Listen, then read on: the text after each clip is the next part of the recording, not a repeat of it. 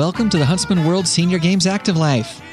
My name is Kyle Case, and I'll be your host on this amazing journey as we attempt to help you get the most out of your life. Joining me in the studio today is my co-pilot, Jeff Harding. Jeff, how are you today? I'm great, Kyle. How are you? I'm good. I'm glad we don't live in Buffalo. I'm very glad we don't live in Buffalo. I was actually talking to a lady on the phone yesterday in Buffalo, and she was telling me some of the adventures there. I'm very thankful I don't live in Buffalo. I can only imagine some of the hardships that those people are going through. That is a lot of snow that has been dropped on them, and more to come, from what I understand. So I'm glad we're not there. But I am glad that we're here, and I'm glad to be here with you, Jeff. Well, good to be with you again, Kyle. It's always a pleasure. Yeah, thank you. Hey, I found an interesting story. Do share. That I think you will also find it interesting. You're familiar with what we call the obesity epidemic. Is that an... No. Well, yes, I'm not going there. Okay. I'm just making a general comment. Yes, I have heard about that. I have, yes. Well, it's easy to find and to hear stories about this. It's also very easy to find products and diets and supplements and workout equipment that is definitely going to solve it. They will find you if you can find them. Yes. It's easy to find those things. Of course, the White House has an opinion on it. State health organizations have an opinion on it. And frankly, without making light of it, it is a concern. It is it's definitely a concern. Right. Study after study shows that being overweight can lead to significant health problems. We know that. That's not a surprise to any of us. No. But obesity definitely is a problem, and it's an issue. And just to lay the groundwork, the definition of obese is having too much fat on your body. I mean, that's simplified things. That covers it, yes. There's a difference between being obese and being overweight. Mm-hmm. You can be overweight for a variety of different reasons. Oftentimes it's fat, but obesity is having too much, too much fat on your body. And we follow that a little bit in our line of work at the Huntsman World Senior Games. Yes, we do. And we feel like we have a potential solution to the obesity epidemic that's not limited to the United States. It's a worldwide issue. It's a worldwide problem. Exactly, yes. And we believe that health and wellness through the motivation of competition can be a real solution, and has been a solution for a lot of people. Yeah, we've seen it. We've seen it in people's lives. We've seen it firsthand. We've even visited with people on this very show who have not only maybe lost weight, but just maintained a very healthy and active lifestyle, and therefore avoided a lot of these problems that are associated with being overweight or being obese. And it's kind of fun to be working towards the solution. It's fun to be a part of the solution. It's always fun to be there, yes. So here's the story that I found interesting. Okay. And I think you'll find it interesting as well. The top 10 most obese countries in the world. Okay, that's going to be interesting. It was interesting. I was very interested to find that out. I thought that I knew the answer. Mm-hmm. And come to find out, I didn't know the answer. So I saw that article on the internet, and I chose not to read it, and I'm glad I did, so I can be surprised here. Okay, so I've already kind of let the cat out of the bag a little bit, because I think we would all assume that U.S. was the number one on the list, right? Yeah. So let me just say, that was not the case. So putting the United States aside, do you have a guess as to who might be at least on the list?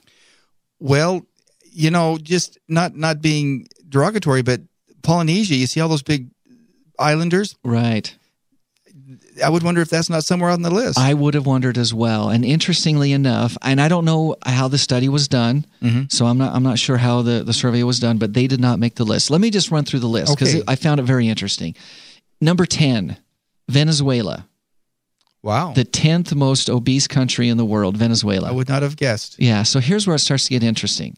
Number 9 was Syria. Syria? You wouldn't have guessed Syria would be on that list, would you?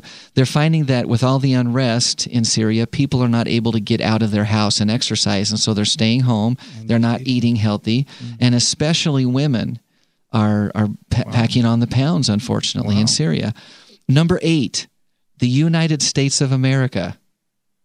Not surprising, but maybe I thought it would be a little higher. Yeah, well, that's what was surprising to me. I assumed we would be much closer to the type, which, again, this is not a badge of honor. We're number 8. We're number 8 on the top 10. It's not the 8th worst, not the 8th best. Right. The 8th worst. That's right.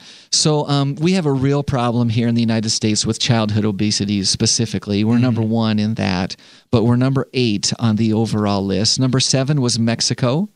There's lots of processed and high-calorie foods that are inexpensive and easily available, so they have a real obesity problem in Mexico. South Africa was number 6. Oh, that surprises me too. Almost all these countries surprise me, to be honest with you. The number 5, United Arab Emirates, 33.7% of the population of this Gulf nation falls into the obese category. Wow. That's a lot. That is. Last year, the government launched a 30-day weight loss challenge where they rewarded the participants with weight loss in gold. Now, I don't know how much gold they got, but actual gold ingots were the reward for losing weight. So obviously the government sees it as a problem. If it was pound for pound, I want to go there. That's right, for sure. Number 4, Jordan. A lot of Middle Eastern countries on the list. I'm really surprised because when you see the images of them on the news, they're always very slender people. Yep, you think, and when you think of obesity, you think of Western nations, for sure. Very much. But a lot of Middle Eastern countries. In Jordan, obesity affects women more than men, which is generally the trend around the world as well. Egypt, number 3. Wow. 35% of the population of Egypt is obese, thanks to fast food and the rising per capita income in the country. Number 2, once again, another Middle Eastern country, Saudi Arabia. Wow. Around 35.2% of Saudi Arabia's population is obese. Wow. Number 1, any guesses? No. Kuwait. Well, I was going to say somewhere in the Middle East. Another Middle East country. Wow. Listen to this. 42.8% of Kuwait's population is considered obese. That's almost half of their population. Well, it's all that oil. Well, and really that's it. It's a rapid rise in national prosperity. People are making more money. And we have sent our fast food restaurants over there. So there's lots of Kentucky Fried Chicken. There's lots of McDonald's, lots of Burger King. The people have more money, and it's led to overindulgence. Wow. But dramatically, 42.8%. Well, now that we talked about that, let's get. Let's shift gears. I feel fat. I can feel it hanging on me now. So let's talk about something healthy. For sure. As I said before, we at the Huntsman World Senior Games are involved in this war on obesity, and we feel that we have a pretty significant weapon, and that is an active, healthy lifestyle and the motivation of competition. That's right. And today's guest, Sid Smith, is a prime example of someone who has used an active, healthy lifestyle to fight the obesity and he's in great shape. Be an active guy. So, Sid, are you there? Yes, I am. Well, thank you, Sid, for taking the time to be with us today. We sure appreciate it. Oh, it's my pleasure. Let me tell you just a little bit about Sid. He is one of only 11 of our 100 percenters. He has been to every single Huntsman World Senior Games, and there have been 28 of them. He has won 48 medals. He still holds a Huntsman World Senior Games record. He's a member of the Huntsman World Senior Games Hall of Fame. On top of that, Jeff, he is an ardent supporter of the games, inviting people and even strangers to participate in the games, continues to do so. He competed this year at the Huntsman World Senior Games. And not only that, but he is 90 years old. 90 years young. If you see him, he's 90 years young. That is right. 90 years young and still going strong. Sid, once again, thanks for being with us on the show. We're just excited to have you with us. My pleasure. So let's talk just a little bit, Sid, about health and wellness and how it has affected you throughout your entire life. Have you always been athletic and kind of an athlete? No, I didn't start being athletic till I was age 51. I was 51 before I figured I was a compulsive person. Talk about a slow learner. 51.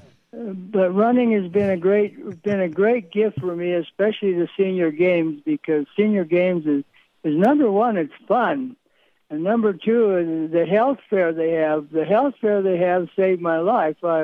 I found out my PSA went from 4 to 19, and I had prostate cancer. So not only it kept me healthy fat-wise, but it also saved my life with cancer. So, and it's just been a great adventure down there. It's just my wife and I spent at least 1 week every year down there, and it's been our vacation. It's been a wonderful gift. It's been a good social outlet also. Well, Sid, thank you for being a part of it, and you have been for so many years, and that's just amazing and wonderful.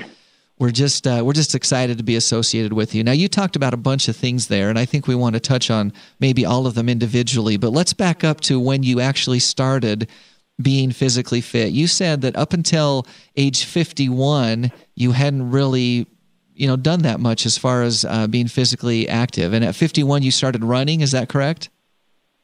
Yes, I did. That's when I was 232 pounds at age 51. So it's hard to picture. Yeah. For those who don't know Sid, he is actually a very slender, fit individual, and it's hard for me to imagine Sid at 230 pounds. So you find you're at 51 years old. You find that you're a little overweight. You're not feeling quite as healthy as you'd like to feel. So what changed, Sid? What was it that inside of you said, "Hey, I'm going to do something about this"? Well, my youngest son, Mark, him and I were having a generation gap problem, and we started walking together, and one thing led to the other, and I ran my first marathon in 1977 in Salt Lake City. My boy and I did that, and so it's very addictive, and it was just really a wonderful gift. I'm hearing a second thing. So the health and wellness was one component, but actually bonding and growing closer to your son was another side benefit of the exercise.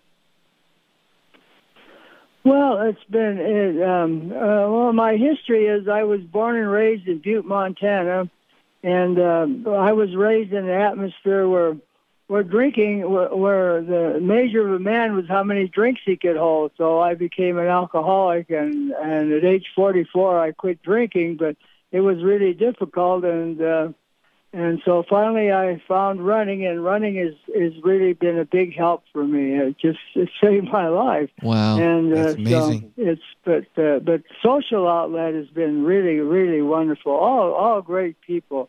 And the spirit of the games is really great, where the volunteers and the athletes and the sponsors all get together and have a great time. Well, that is for sure. And we feel strongly about that, Sid, and we want everyone to have that kind of experience that you've expressed. Now, you said you ran your first marathon in the late 70s, 1977. Is that what you said? When I started running was when I was 51. That's 39 years ago. That's been a while ago, hasn't it? Oh boy, I'll say. But the Senior Games is the spirit they brought to it. It funds the number one thing. Number two, it always had a common denominator why we're all there, and just like a lot of little kids playing in the sandlot, only they have white hair, a lot of them do. Most of them. That's one of the best descriptions I've ever heard, Sid, of the games. A bunch of little kids playing in the sandbox that have white hair. I like that. Yeah. I think you're going to have to incorporate that into the marketing. That might need to be our new slogan. Anyway. And then, but they always have, every time I go to the games, you always have something good to take home with us. So, number one, fun. Number two, common denominator, why we're there. And number three, always something good to take home. Yeah. Well, that's great. So let's talk a little bit about your first experience at the games. You have been to every single one of these events. How did you hear about the Huntsman World Senior Games back in 1986, and what was the event that you competed in? Well, I've done 14 St. George marathons, so so I used to run the marathon. When I heard about the Senior Games, I stayed over till Monday and ran them, and then for two or three years I was involved. But the first Senior Games we had, there was less than 300 athletes that ran this. It was called the Senior Olympics then, right? And that ended pretty fast when the Olympic Committee heard about it. Then John Morgan, he found a good sponsor, and he found a wonderful guy, sponsor, John Huntsman. And so it's just been a marvelous, marvelous time ever since. So from the 300, I understood there's almost 11,000 last year. So that is correct. Yeah, Sid, it's amazing. You mentioned a couple of things that I think are important. First of all, being that that very first games, the event was pretty small. Less than 300 people, about 270 some that participated. But you were one of them, Sid, and that's kind of amazing. And then to think that over the past 28 years, this event, the Huntsman World Senior Games, has grown from less than 300 participants to 10,856 registered athletes this year is astounding. What is that? That's marvelous. We have, 7 or 8 sports or 9 sports that have more participants in the sport than we had for the entire games first year? Yeah, probably more than that. I bet if you went through that list, we'd find a lot of events that had 300 or more. So just amazing. So Sid, you heard about the Huntsman World Senior Games because you'd been running the St. George Marathon, and you just decided to stick around and run in the Huntsman World Senior Games. Incidentally, that is the same schedule that we follow today. The St. George Marathon always takes place on the first Saturday of October.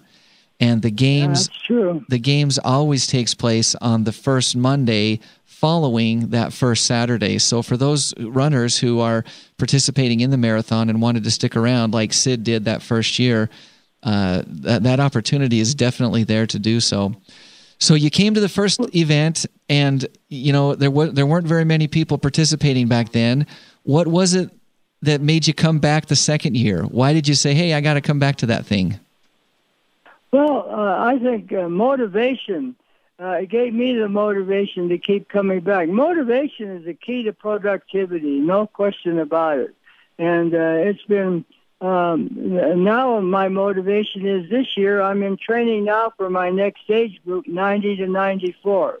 You'll probably win a few medals. And I'm working hard on it all year till the senior games. So, it's just been a great experience. But motivation and the people you meet, we all get together and lie to each other and tell each other how wonderful we are and all that. But it's been a great gift. It really has. So Sid, I'm just curious, what events do you compete in during the games? Well, road racing, I compete in the 10K and the 5K, and I've got the record for the half marathon from 80 to 84 and 85 to 89, and that's what I'd like to run this year is a half marathon at age 90, but you got to run it in 3 hours, so that's going to be a real challenge to get there, but I'm sure working on it. Now, I just want to make sure you do realize that's over 13 miles, right? 13.1 and 4 inches. And 4 inches, that's the official. Those 4 inches are the killers, so the last 4 inches are get you. They'll get you. Well, your eyebrows feel like they weigh 4 pounds apiece. I bet they do. I'll bet they do at the end of 13.1 miles and 4 inches. Everything feels heavy, but I can imagine that even your eyebrows have that weight. If you're just joining us, you're listening to the Huntsman World Senior Games Active Life, and we're visiting with Huntsman World Senior Games Hall of Famer Sid Smith, who is a longtime athlete and record holder at the games. He's been running at the games in every single one of them. He's participated in all 28 of the games. And he just shared with us that he's getting ready to run the half marathon next year in 2015 in the 90-plus age division, which is just, again, just astounding. We'll hats see. off to you. Hats off to you. But I'm sure working on it, that's for sure. So, Sid, tell me something. You've been involved in sports for a long time. Over the past, 30 or 35 years, 40 years almost for you, what have you seen that has changed in the world of sports and health and wellness that was different 40 years ago when you started training? Oh, boy. It's just, whenever I want to get motivated, I go stand by the swimming pool and watch all those real heavy people that can't even get out of the pool, and that's my motivation. I don't never want to be like that if I can help it. To be a prisoner in your own body is really would be really tough.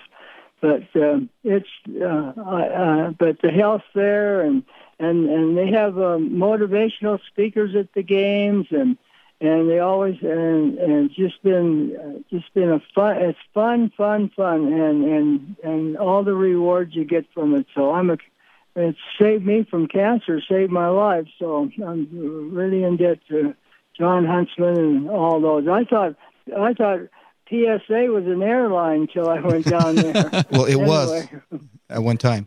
Hey, Sid, you've been relatively injury-free throughout your athletic career. What have you done to stay injury-free, and what would you say to other people who maybe have had some injuries, have had to fight through to get them motivated to get active again?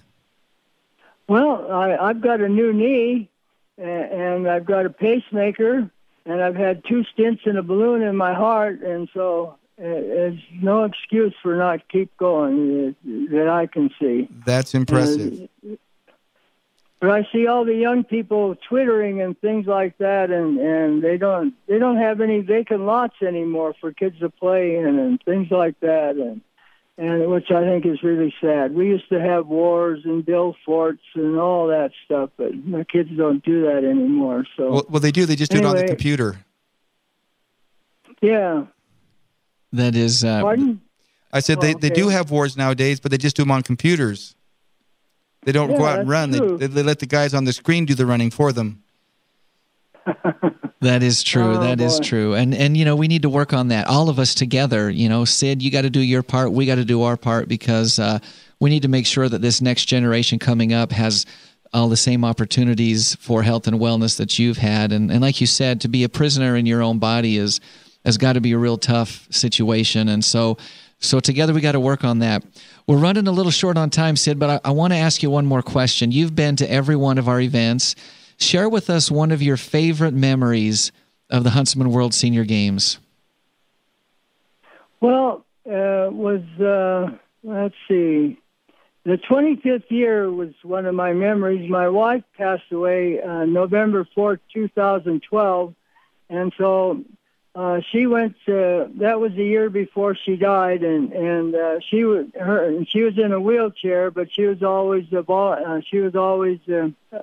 a guest and a spectator, and we led the parade of athletes from the center to the meeting, to the place where we were, and we were the head of the line.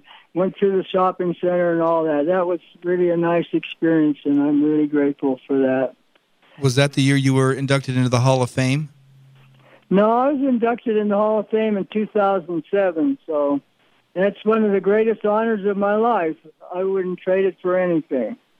Well, it's maybe the greatest honor of my life, and I'm a past director of Toastmasters and all that, but I consider a hallmark of my life. I really do. Well, that's you know, that makes us feel good, Sid, because we feel the same way about you and athletes like you, those who go above and beyond and try to do the best that they can to be the best people that they can be. And you have definitely made an impact on the games and definitely on those around you. You're just a class act, Sid, and it's fun for us to be associated with people like you, and we hope to see you for many years to come here in St. George. Oh boy, LeGrand Nielsen was one of my heroes. He lived to be, I think, 103, and he ran in the 95 to 100 age group. Him and a guy from Ireland, and he waited for the guy from Ireland to catch up to him, and they came in together, and they got 2 gold medals. So that's the spirit of the games. It really is. It is. That's the key. It is one of the great stories. And Sid, that's all the time that we've got to visit with you today. But again, thank you for being on the show. For more information on the games, including results from the past games, visit our website at www.seniorgames.net. And don't forget to tune in next Thursday, where we'll continue to explore the active life on AM 1450 or FM 93.1 for those who are listening live. For those of you outside the area, you can listen to this and any previous episode right from our website, again at www.seniorgames.net. And a final thought for the day from German cyclist Jen Voigt. He says, "When my legs hurt, I say, 'Shut up, legs. Do what I tell you to do,'" which is good advice for legs and teenagers. Amen. Until next Thursday, stay active. Bye, everybody.